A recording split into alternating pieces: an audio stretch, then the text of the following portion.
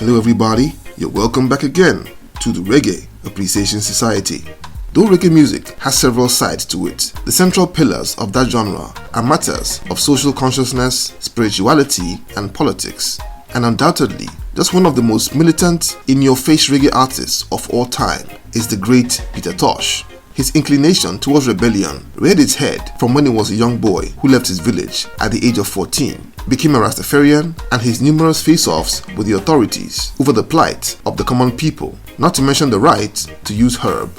It's common knowledge that the Stepping Razor had always been a rebel, but what most people don't know is that his incredibly aggressive and some would say almost suicidal militancy was the direct result of possibly the saddest event in his life. This awful incident was the death of the beautiful Yvonne Whittingham, a lady who was undoubtedly the love of his life.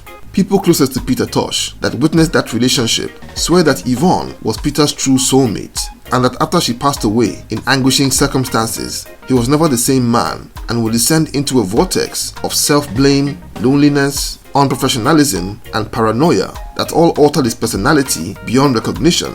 A shift that would turn Peter Tosh the rebel into the Stepping Razor, a fierce revolutionary and militant that took his activism to a height that no other reggae musician has ever gotten close to.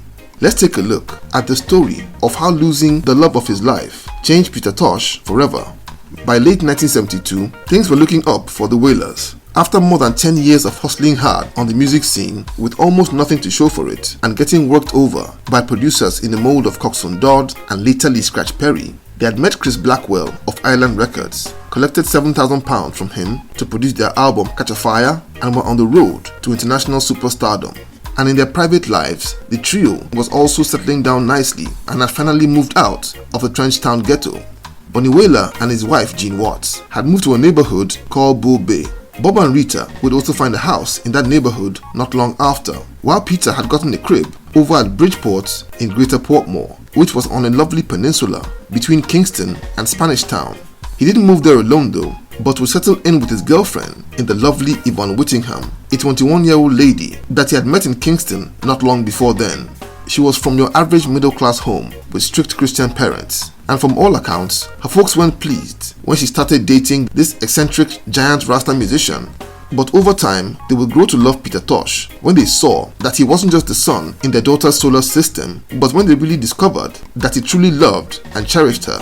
When Peter met Yvonne, his life truly changed. Since birth, Peter had always been a crazy dude, but she was one person that could truly bring out his soft side. Not only was she gorgeous with piercing green eyes, but she was also super intelligent, a walking encyclopedia of music, and the icing on the cake is that she shared Peter's political ideals. She was a keen student of black history and social affairs and could hold her own in any conversation.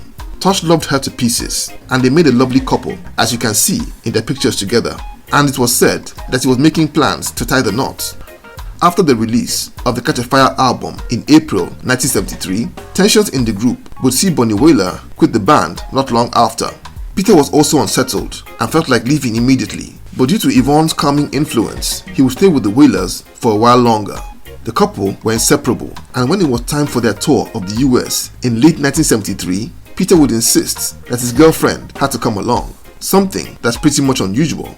But towards the end of the promotional tour of their next album, Burning, Peter had had enough of the whole situation and left the group.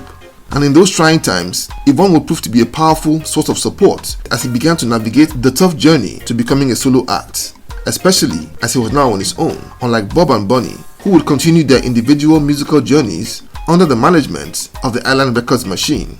She, alongside Peter's first manager, Lee Jaffe, were the most influential figures around the Stepping Razor when he was putting songs together for his debut album, Legalize It. Peter would rely on her incredible intelligence during meetings and negotiations with the different record labels that were interested in releasing the album. By late 1975, the 9 tracks for the album were almost complete, and Peter was adding the finishing touches to what was expected to be a great debut when the unthinkable would happen on the evening of Tuesday, the 11th of November 1975, a date that Peter would forever remember as the Black Tuesday. Peter and Yvonne had spent the day together in Kingston, and as the night approached, Peter remembered that he and Bunny Wailer, who incidentally was among his backup vocalists on Legalize It, were booked to lay a few vocals in the studio. So Peter decided to take Yvonne back to their home in Bridgeport and come back to Kingston to meet Bunny at the studio. The couple got into Peter's car and began the trip. In reasons not too clear till today, when they got to a neighborhood called 6 Miles on the Spanish Town Road, Peter would suddenly make a U-turn on what was a one-way road and was hit by an oncoming car that struck the passenger side where Yvonne was seated. Peter would come out badly injured, but his girlfriend went into a coma that she never came back from. Peter was a notoriously reckless driver and savagely blamed himself for the accident. After 3 months in the coma, Yvonne Whittingham passed away in February 1976 at the age of 24 when her life support machine was switched off. It was said that Peter almost cried himself to death and moaned non-stop for years about his first and one true love who had died in the crash. Tosh's previously handsome face would be left with scars that stayed with him for life, as well as psychological scars that became undeniable. True to his Rastafarian beliefs, he didn't attend the burial of the love of his life. Despite being a pillar and a central figure during the making of Legalize It, Yvonne didn't live to see it released when it came out in June 1976. The most telling thing, however, about her absence was that the album, though an artistic masterpiece and critical smash, didn't do that well commercially. It was said that with Yvonne gone, Peter, who was stubborn before, became almost impossible to work with and would burn bridges with the people who could have helped him market the album properly. That tragedy also made Peter very paranoid and caused him to start believing that he was cursed with bad luck, and this would drive Peter into an obsession with consulting OBR or medicine men. And most importantly, it sparked a raging anger in his heart and soul that he would express musically and in his confrontations with the authorities at every given opportunity. And nothing signified this new level of confrontational energy like his second album, Equal Rights. Legalize It had a controversial title track, but most of the album was punctuated by spiritual tracks like Ixia and playful love songs like Kechi Shubi to show you his mindset at the time. But Equal Rights was different. It was a hard-hitting 8-track all-militant affair, from Get Up Stand Up, Down Presser Man, all the way down to the last track, Apartheid. Tosh made it clear that it was war against Babylon from then on out, start to finish. His next album, Bush Doctor, would also toe the same path. His face-offs with the authorities and police became more frequent and fearless and would come to a head when he famously blew his ganja smoke into the faces of Prime Minister Michael Manley and his entire cabinet while verbally tongue-lashing them on stage at the One Love Peace concert in 1978, an event that's gone down as one of the most shocking in Jamaican cultural history and would lead to Peter almost getting beaten to death not long after. I dare say that another lifelong effect of losing Yvonne was his inability to formally tie the knot with any other woman, and he would father several kids with various girlfriends.